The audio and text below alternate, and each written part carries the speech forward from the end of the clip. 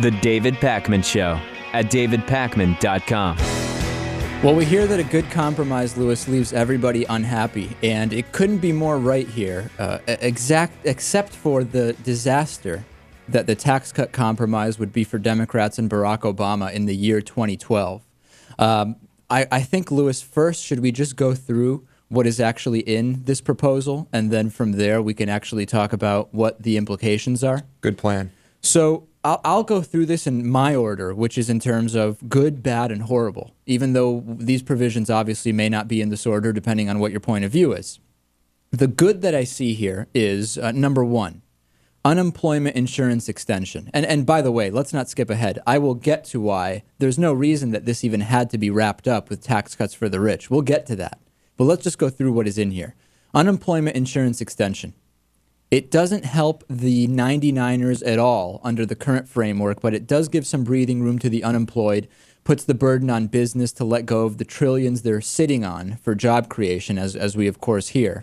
Now the question is, since one of the main Republican talking points is tax cuts create jobs, 13 months extra of unemployment should be more than enough time for that to play out, right? I mean, even though it hasn't for the last 10 years, I'm sure the next 13 months we'll see all of those tax cut jobs that are going to be created. Plenty of time. I doubt it. College tuition tax credits up to $2,500. A child tax credit, business investment tax breaks, which allow businesses to expense 100% of their capital investments in a year, which that actually could be a huge jump to start job creation. I see that as a win-win. Now, what's the bad here? 2% payroll tax holiday. It might look good on its face, but if you actually scratch under the surface, it's really not. The Republicans have long wanted to reduce the payroll tax in order to start stripping Social Security of some of its security. Shifting $120 billion from paychecks to a government budget item is going to leave that piece ripe for cutting when the deficit hawks come down. And you know, Lewis, as we heard in the last week or so, defense and military spending, that's not where the cost-cutting Republicans want to cut costs. We know that, don't we? We do, but feel like that's probably the first place we should cut costs. Well, we can get to that. Right. The That's payroll another tax story. holiday, no one's going to want to let that provision expire since it's of such immediate benefit. It's like saying don't contribute to 401ks in hard times. This is when people need to be putting money towards Social Security. And to have this payroll tax holiday is not a good long-term decision, but I can see why people would be hesitant to let it expire once it's in place. Now, the horrible. Extending lower tax rates for high-income taxpayers. This is what we've been talking about. The Bush tax cuts for the rich. Democrats are not going to run on the expiry in 2012 if you believe that it's just going to be allowed to expire then, because they didn't do it now. We didn't see that in the midterm election. It is just more political ammunition for Republicans in 2012. From a political point of view, we can get to why this makes no sense economically. And that's obvious, but from a political point of view, I really don't get it. Do you understand, Lewis, how Democrats can use this to their advantage in 2012, allowing 2 years more of Bush tax cuts? I could see how it might persuade some independents who lean more towards the right to possibly vote for Democrats in 2012. How? By saying, hey, they were reasonable, they made a compromise, and right. now I mean, come on. There's two sides to everything that passes. People are going to like it. People are not going to like it. There are people that are going to like this. The people who like it are going to still like it and want it in 2012. Do you think there are people who would not have voted for Democrats in the first place? What I'm saying is nobody for whom this was a big enough issue now to to be forced behind the Republicans is going to say in 2012, well, they gave us the 2-year extension. That was the compromise. So now it's fine that they expire.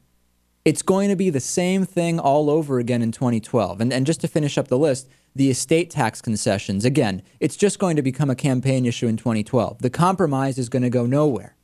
Republicans are not going to say, hey, in 2010, Obama and the Democrats gave us this, so we won't campaign on it again now in 2012. We're fine with it expiring. Not going to happen.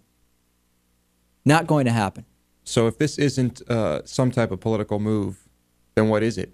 Then why push for this? I don't know. I I mean, let's get into it. Number one, we hear arguments made from both sides about why different pieces that their constituents don't really want had to be included. So, for example, we heard from David Axelrod that in order to maintain the middle class tax cut, we had to maintain the Bush tax cuts. It just wouldn't have happened otherwise. We heard from Republicans saying, we don't want unemployment benefits extended, but in order to keep the Bush tax cuts, we had to keep the unemployment benefits. None of these things had to be connected. They got connected due to the backroom deals that were made, and then we can't back out of them. I mean, don't be bamboozled, ladies and gentlemen, that these provisions all have to go together. There is nothing intrinsic about unemployment insurance that has to be in the same compromise as tax cuts for the richest Americans. They are connected now because that is the agreement that has been made, and then we're certainly not going to back up out of that. I mean, we might as well have thrown Don't Ask, Don't Tell in there. In the middle of wanting Don't Ask, Don't Tell passed on the left, and on all sides who give any kind of credence to logic and reason, let's connect Bush tax cuts and Don't Ask, Don't Tell while we're at it. Because, again, there is nothing that says unemployment insurance has to be connected to the estate tax, for example. Mm-hmm. There's just nothing. Well, like you said, this is a compromise, right? And it looks like a compromise. It looks like just a crazy mess of trying to make everyone happy. Exactly. And in the end, it's leaving everybody unhappy, and I think at a very politically disadvantageous position for Democrats and Obama. Let's listen to a little bit of Barack Obama's comments about this so-called compromise. Friends are unhappy with the plan because, as with any negotiation, getting there required some give and take. In exchange for a temporary extension of the tax cuts for the wealthiest Americans, we're also able to protect key tax cuts for middle-class families. Republicans were forced to end their obstruction of an extension of unemployment insurance, and we secured a payroll tax cut for workers, a tax cut you'll see right in your paycheck worth about $1,000 for a typical family, as well as tax breaks for college students and small businesses. Okay, so Barack Obama, obviously, no question, very carefully crafted language to put the most positive possible spin on this. No? Right. So another quote from Barack Obama in all this is, I wasn't able to budge the GOP hostage takers on their holy grail. Of course, the tax cuts for the richest of all Americans. Wasn't able to? I don't know that that's really the language we want to hear from the president. Now, there's two sides to this in the sense that Democrats are coming down on two sides. Progressives are coming down on two sides. There is the Bill Scher Campaign for America's Future side. Of course, a friend of the show, Bill Scher, who was quoted by the White House today, essentially outlining why this actually could be good for Democrats and why we shouldn't jump all over Obama for this. And then we have the Cenk Uygur, the Young Turk side, which is the president is complicit, he is not doing the right thing, and we should be all over the president for this. And it is not that cut and dry, but those are basically two of the camps, the major sides that we see from those on the left. Now, from those on the right, of course, it's a whole other set of priorities and comments. Right.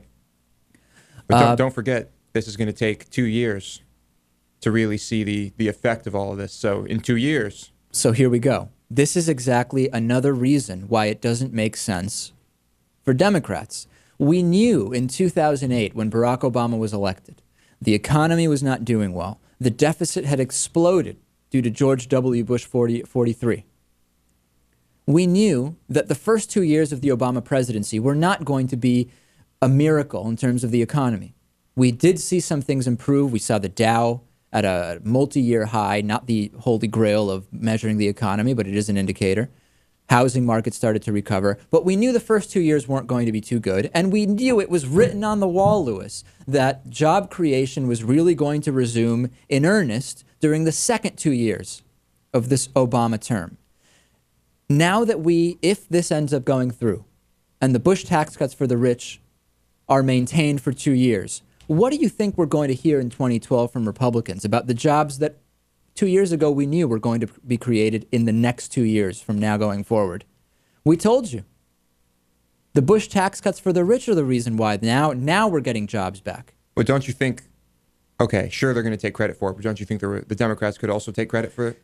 Listen, Why not? If the Democrats really wanted to show that they can play the game and they can be critical and put together a good attack on what the Republicans are doing, instead of allowing the Republicans now to say, you know what, we are going to keep these Bush tax cuts or you're not getting your tax cut, and the Democrats and Obama are the ones who are now seen as conceding on the whole, even though the Democrats argue they got plenty as well.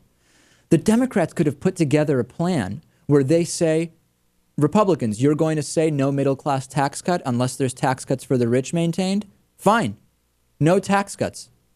And then you start circulating the talking points and go on the news and go on CNN and MSNBC and NPR and everywhere and say, Republicans are blocking the middle-class tax cut. That becomes the narrative. That becomes the talking point. That could still become the narrative. I think it's too late because now we have a compromise. You can only do that when you're saying we are not going to budge on tax cuts for the rich. Barack Obama's platform in 2007 and 2008 was based on not budging to that. And you know what?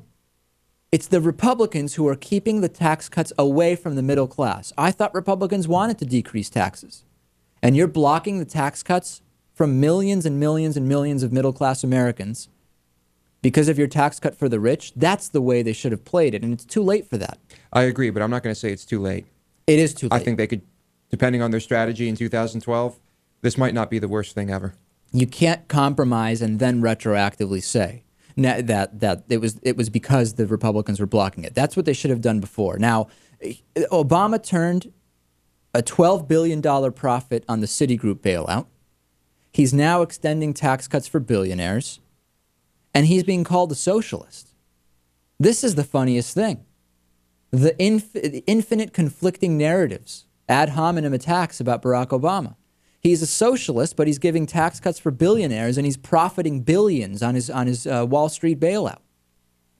As Warren Buffett said, the rich don't need these tax cuts. They want them, and I understand that. I would want them too.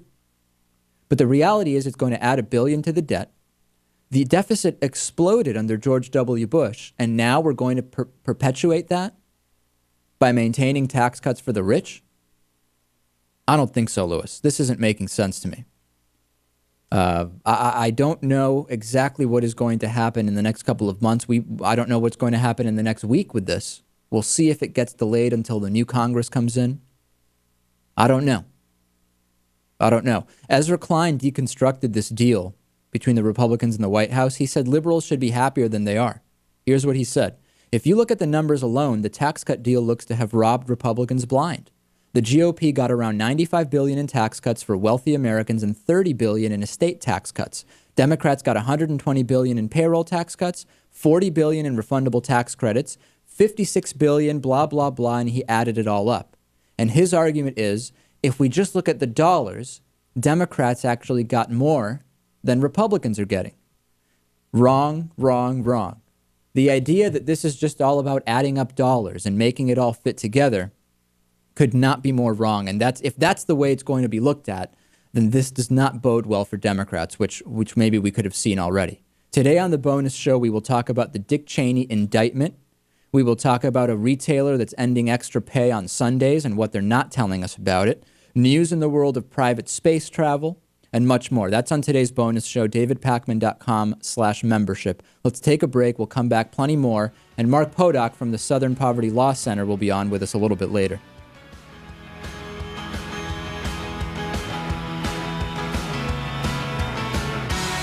The David Pakman Show at davidpakman.com.